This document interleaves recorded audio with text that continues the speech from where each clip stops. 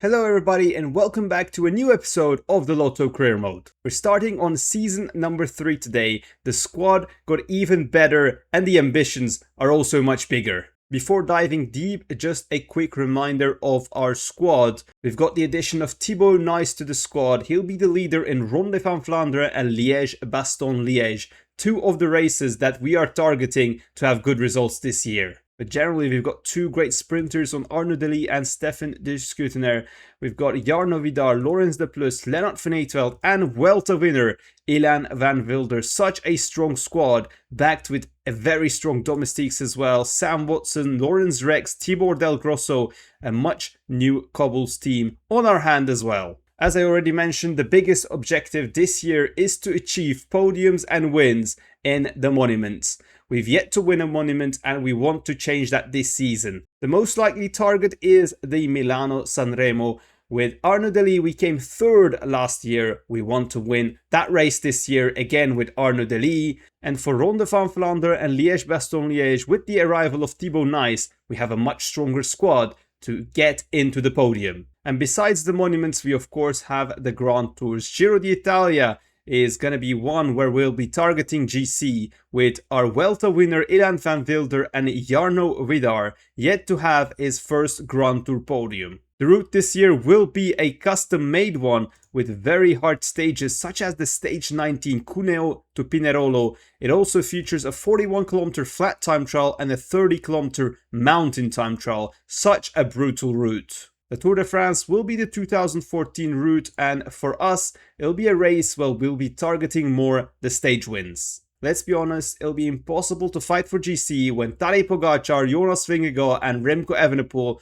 are targeting this race. Likes of Thibaut Nice, Arnaud Delis, Laurens de Plus, Tibor Del Grosso and Jeno Bergmoos are currently targeting the race for us in this one. And later on, we'll be going to La Vuelta to defend the red jersey with Ilan van Wilder and Jarno Vidar. I think that's a good summary of what we're trying to achieve this season. And because we've got PCM 26 on the horizon, this season is going to be more compact compared to the other ones. We'll be focusing on World Tour races, especially monuments and Grand Tours. But don't worry, this is not going to achieve our performance because we want to have that second place or even try to get that first place in the UCI rankings. That's why I've planned basically a very competitive squad in all races of the season. Couple more things to address before we start racing. Firstly, the sponsorship deals are expiring this year. Both Lotto and Specialized are offering us quite decent money, but we've not settled anything for next year just yet. But to be honest, in terms of finances, we're looking good so far. 7.8 million in the bank, and we're gonna spend it on facilities tab much more this year. The first thing I'm going to do is I think the most OP one, Material Cobblestone Classics +2 on the cobble attributes. That's a no-brainer. And then this optimizing chain processing gives 0.2 for the whole team. I think that's still worth it for that price. Then when it comes to the time trial upgrades, well, I'm looking at Made to Measure TTR Skin Suite 0.7 on TT for a season. I'm giving that to our GC riders and Alex Segert. And for the rest of the money, I'm just going to put high performance tires, which gives 0.2 primary attributes to the whole team. That means I'm spending 2.1 million on the facilities tab. You're already quite familiar with the other aspects of the team, so let's start racing. But for the first 2 months, we don't really have a big goal. 2 World Tour races in terms of Santos Tour Down Under and a UAE Tour, but we're looking more on the classics here, Omloop Het Nieuwsblad and Kuurne Brussel Kuurne. So let's fast forward 2 months and take a look at the highlights of January and February. As always, we start our season in Santos Tour Down Under. Last year we were second with Victor Sonens behind Magnus Cort Nielsen, and Victor is once again our leader as we bid for GC in this race. You might have already noticed, but I've played the Santos Tour Down Under and the Mallorca Classics live on YouTube. There were a lot of you who joined, so thank you very much. And if you would like to join the next stream, make sure you have the notification bell on to be notified when I go live. In the future, I'm planning to do more live streams, especially about Lotto career mode, playing some races and just having a chat. Anyway, Santos Tour Down Under started with a flat stage in Adelaide and we had Liam van Bylen as our sprinter. The sprint field actually wasn't very strong, and here is my lead out live on stream. Inside 1.3, Liam van Bylen is here.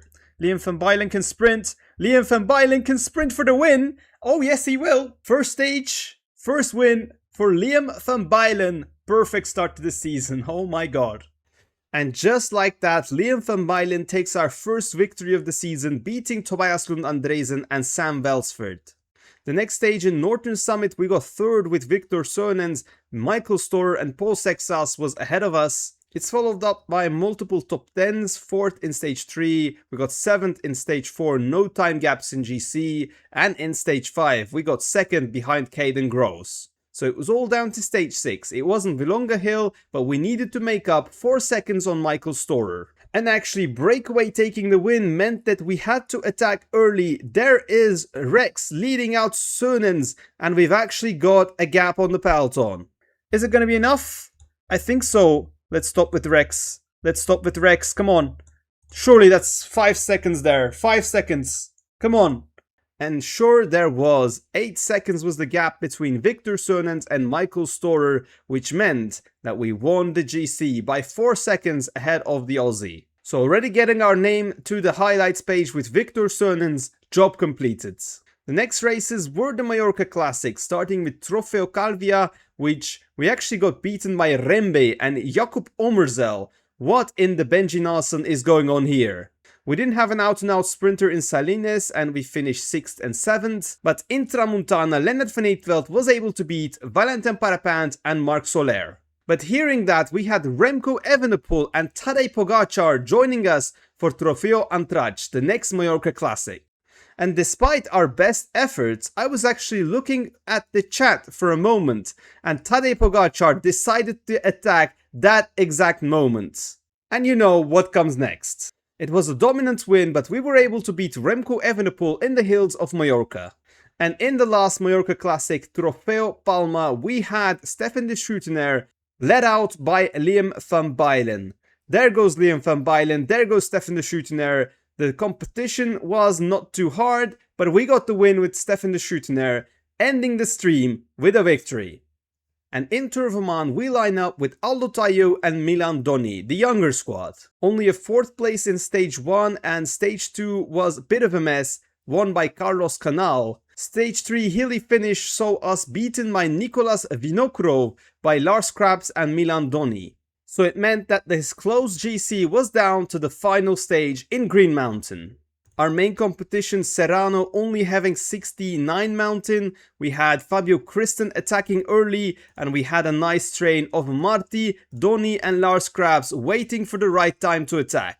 We paced ourselves until the final kilometer where Mulubran was struggling and Milan Doni still had something in the tank. So in the last 600 meters, there is his attack. Milan Doni going to the top of Green Mountain, a victory for our team. And this 8 seconds gap was enough to give us the GC win in Tour of Oman as well. Next race was the Tour de Provence, and for us, Lennart van Eetveld and Laurens de Plus made their stage race debuts, with a stage in Mont Ventoux awaiting us. So with 5 kilometers to go, we got 3 riders from our team and 3 from the Rockets working for Adrien Mer, who has 77 mountain. So with 3 kilometers to go, we increased the pace with Laurens de Plus attacking towards the front, but Mer was not giving up. And with de Plus done 2.2 kilometers to go, it was down for us to follow Adrien Mer, who was very much in form. Under the Flamme Rouge, we waited for a sprint with Lennart van Eetveld, and taking the victory also meant we got the GC win under our belt. Our fantastic start continues with another victory, this time for Lennart van Eetveld. We had 2 more races in Spain which we couldn't really fight, Pau Marti finishing 11th behind Tadej Pogacar in Murcia, and in Almeria the breakaway held off the competition. We only got 11th with Arnaud Delis. The next race was UAE Tour, and once again Tadej Pogacar was in the start line. And also the big competition for sprint trains, and with our squad we just couldn't fight it against the best sprint trains in the world, and in the mountains we were just not competitive enough. Ilan van Wilder finishing 9th and 7th in both mountain stages, meaning that in the GC he finished 6th, 2 minutes 40 behind Tadej Pogacar. UAE Tour was not on our objectives list, but pretty poor results, also with Stefan de Schuitenaar getting 3 top 10s but not just competitive enough. Safe to say we didn't have the best sprint train in that race. We have a lot of racing during this February period. Next up is Vuelta a Andalucía, where we have Arnaud Delis and Jarno Vidar as our leaders. Our main rival was Fretin in the sprints, and with this sprint train, Liam van Buylen leading out Sam Watson, and Fretin was way behind already under the Flamme Rouge. Arnaud Delis with the sprint, he's able to get his first victory of the season ahead of Milan Fretin. It was a nice win for Arnaud Delis, but in the next stages, Marc Soler with an early attack caught us off guard, and we got 5th and 6th for Jarno Vidar and Lennart van Eetveld. And in the stage 5, Alto de Alanadas, Antonio Tiberi was in shape and he got the win plus the GC. Van Eetveld got 3rd, meanwhile Jarno Vidar finished 6th. That means after a month of racing we have 11 wins in total, with the biggest one coming from Victor Sönens. I hope you've enjoyed the summary of the first 2 months, but now the opening weekend is here, starting off with Omloop Het Nieuwsblad. Just like in real life, we've hit with some news that Arnaud Delis has a bit of a sniffle and is not at his best. We've got Jenno Bergmoos and Tibor Del Grosso, they're far from their fitness. They're targeting Ronde and Roubaix later on. So Sam Watson, our new signing with 74 hills, 74 cobbles, but with 78 flat, might be taking a surprise leader role today. And our job is going to be to survive, because Mathieu van der Poel, Tadej Pogacar and Mats Pedersen lead the line in the opening weekend. I'm super hyped about what we can do in the big races this season. Come on, let's get into it. So starting this race, we've got a 9-man breakaway. The big teams controlling it so far. Sam Watson with a -2 day today. And Jenno Bergmoos with just a 0. So is Arnaud Delis. So I think we're going to focus on Jenno today. I think we have to be patient and let's see who's feeling well at the end of the race. With 75 kilometers to go. First attacks on the way. That is Kopecky going. We've got Van Dijk going. But Alpecin is continuously chasing it right now, and we got Lukas Kubiš in Arkea. Oh my god, that feels so weird. And for our team, honestly, Arnaud Delis doesn't look too bad. Jasper de Buist with a +3 today, he looks quite decent. There is Molenberg right now. Mathieu van der Poel has caught the breakaway, which includes Baptiste Weistrofer, of course, and that's the attack of Pavel Bittner from the breakaway, but we're terribly positioned right now, blocked by the breakaway, can't do anything about it. Absolutely no chance to get a breather, and there's an attack by Pollitt and Jacobs. The first attack by UAE leaves Alpecin quite surprised here. Mohoric trying to follow, Pedersen trying to follow, we're following the front of the group. I mean, we just don't have the energy to make a long range attack right now. Visma's trying to counter, Wisma is countering, and we are right now staying with Tadej Pogacar, waiting for the crucial part of the race. So 30 kilometers to go, 2 more small climbs to go. I think Pollitt is gonna get caught. We have more attacks once again.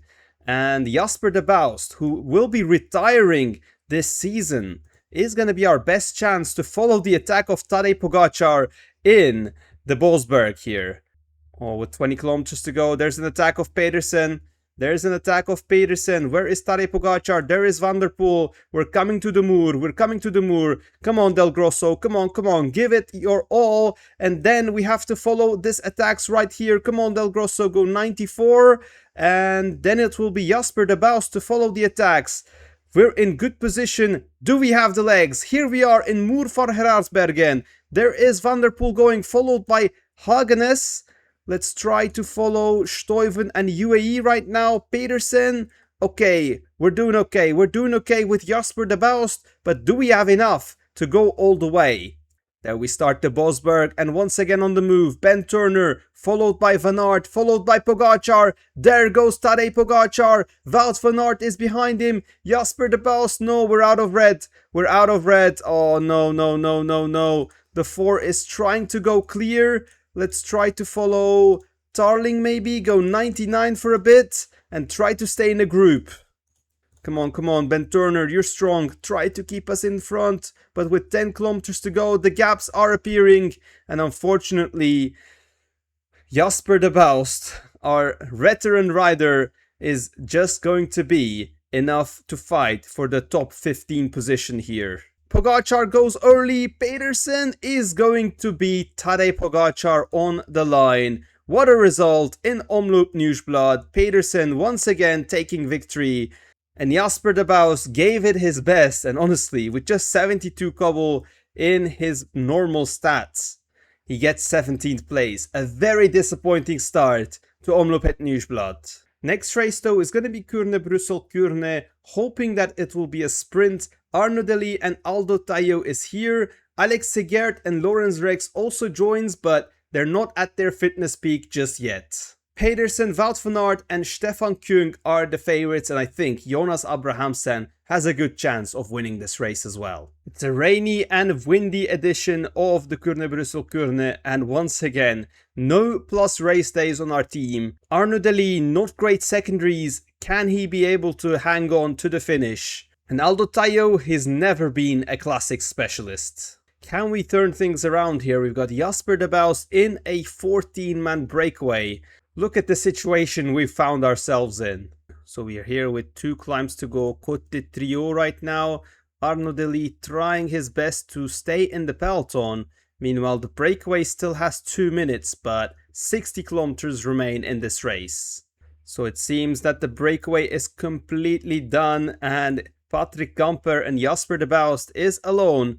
1 minute 33 to the peloton, which is led by Victor Kampenaerts and Albert Witten Pedersen. Arnaud Delis has teammates, but they're hanging on for dear life. There starts attack, and we really need to gamble on a sprint with Arnaud Delis here. So Abrahamsen, Van Dijk, Kubisch and Fredheim are ahead, but peloton right now is still working. That is good news for us. And Fredheim goes once again. We're waiting with Jasper de Baust to follow those moves. There goes Laporte as well. Oh no, oh no, oh no. Got 33 kilometers still to go, and there is a 10-man group at the front. Arnaud Delis is not part of it right now. Once again, more and more attacks in this windy and rainy edition of Kuurne-Brussel-Kuurne. Things are not looking good for us once again. So with 27 kilometers, Delis is now alone. We've got a 33 rider group, but more attacks on the way. We're just hoping that it magically comes back together. That's our only choice.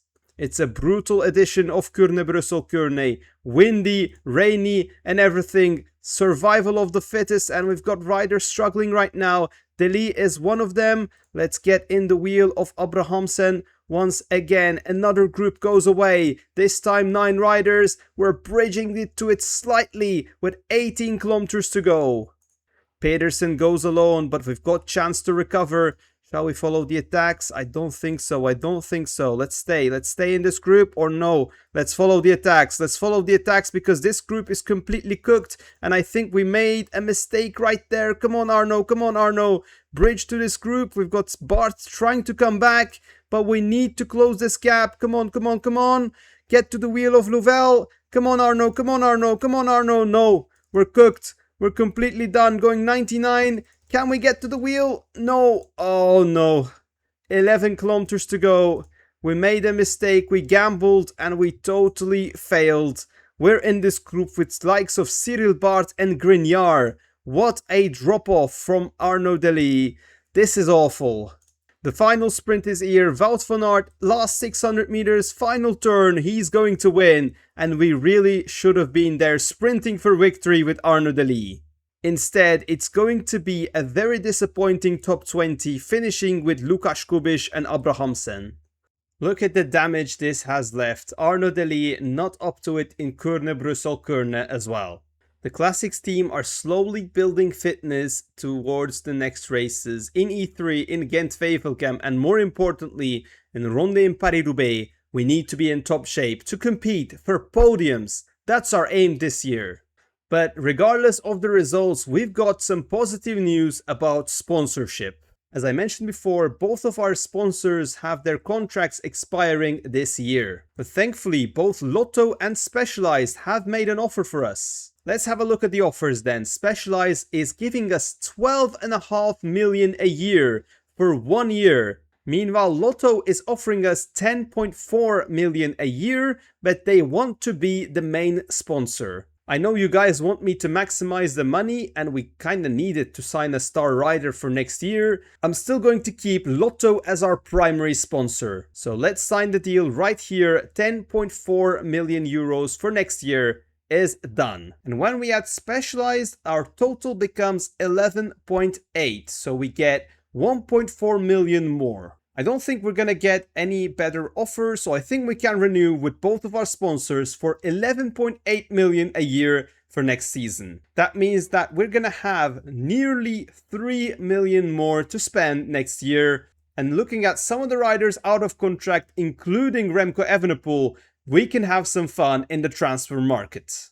Would you like to see Remco riding for Lotto Specialized? Let me know in the comments. So another good news is that Arnaud Delis has now recovered from his illness, and our next race is Enam Saman Classic. The team is currently lacking morale, so it's time to change that with this race. Oh, crash. Rex is crashed. Rex is crashed, and this is some way to start the race, but Arnaud Delis has a -2 day-to-day despite his illness and having 93% fitness. Once again, not feeling great. Come on, Rex. No! No! Rex is abandoning! Rex is abandoning! I don't believe it! When is our luck going to change? Lawrence Rex is out in his first classic of the season. No, honestly, this is awful. This is just awful. Thankfully, Timo Kiely has a +2 day-to-day, so even in a sprint option, we are one of the favorites. 27 kilometers to go. The pace set in the peloton is quite high, and we like that because I think I'm planning an attack with Alex Segert pretty soon. You know what? Actually, I'm gonna go right now with Alex Segert. He's got high flat. We got Kopecky joining us, and Timo Kiely just follow the wheels. Actually, the move didn't materialize, and we've used Alex Segert for nothing there. Anyway, Timo, you're up alone once again. Oh my god! Timo Kiely and Arnaud Delis having a puncher at the same time? What is going on in this race? Meanwhile, High performance tires, high performance tires. They ask you how you are, you just have to say that you're fine when you're not really fine, but you just can't. This is crazy. Come on, Alec. Come on, come on, come on. Come on, Timo. Come on, Timo. Try to make it back. Antoine Leot, you wait as well. Timo is trying to make it back to the peloton, but it's just not looking good enough. We're here with Jan-Willem van Schip. Really? This is the level we've dropped to. Come on, Timo. We're attacking in this Shaman section to try to get back to the peloton. And we can. It is a puncher for one of the Van Dijk's.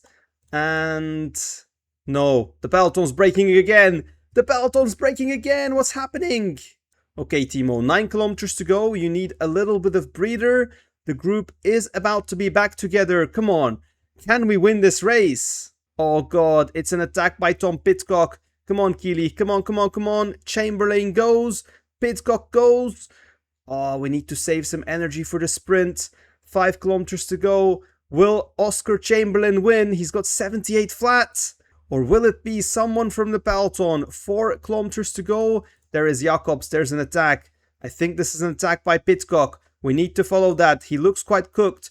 Tiller seems to be pretty good for the sprint. 20 seconds. Is it going to be a win for Chamberlain? Jakob goes. We try to follow that. Come on, come on. Which wheel to follow? I have no idea.